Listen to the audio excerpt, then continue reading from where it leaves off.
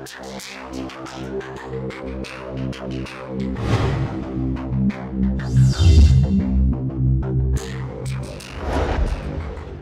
svima ljudi, evo nas u novom klipu i danas hoću da vam pokažem novi trik koji koriste tapkaroši da bi vam uzeli novac. On izgleda ovako. Imamo 3 karte, jedna od njih je karta koju trebate da pratite. Neka to bude kec, herc. Trik izgleda ovako. Kao što vidite, pratite keca.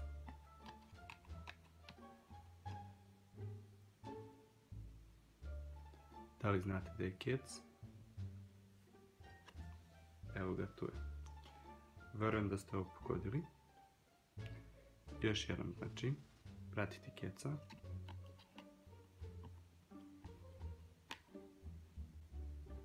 Da li sada znate gdje je kec?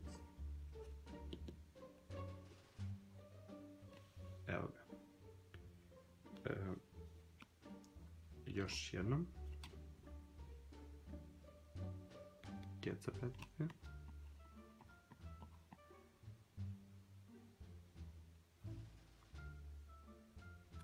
Ni ovdje. Kec je tu. Pa da vidimo kako se radi.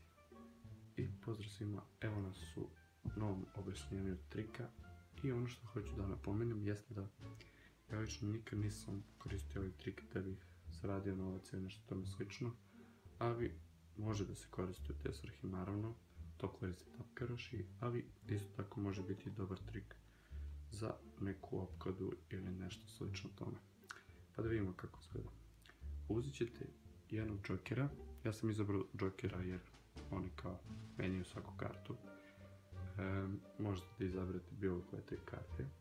Znači uzet ćete džokera i držat ćete ga, prvog džokera i držat ćete ga sa palcem i srednjim prstom. A sljedeću kartu uzimate tako da u isto vrijeme palcem držite i keca i džokera, s tim što gornji deo karte keca pridržavate donjim prstom i to izgleda ovako. Drugog džokera držite u drugoj ruci, bilo kako. I trik izgleda ovako. Kad radite ovaj trik, znači rekao sam vam da bi bilo dobro da pustite par puta njih da pogode, pa tek onda i da izvedete pravi trik. I to ponovite onda naravno posle par puta. Znači prvih par puta pustite prvo keca da padne i oni će naravno to vidjeti.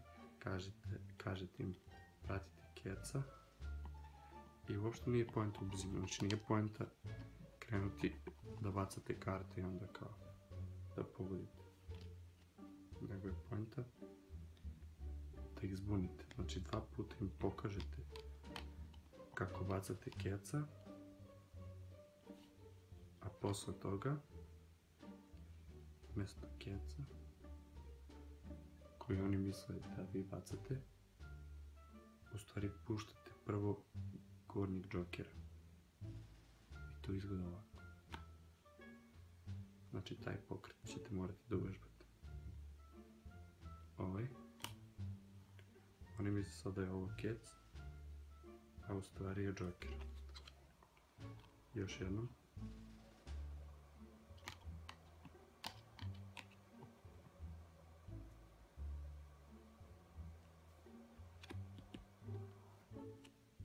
Kec je tu.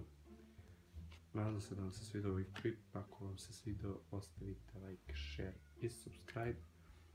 Pišite mi u komentarima što želite da naučite sljedeće i htio bih još da vam se zahvalim na mojih prvih 100 subscribera. To mi puno znači, samo tako nastavite pa se vidimo u sljedećem klipu.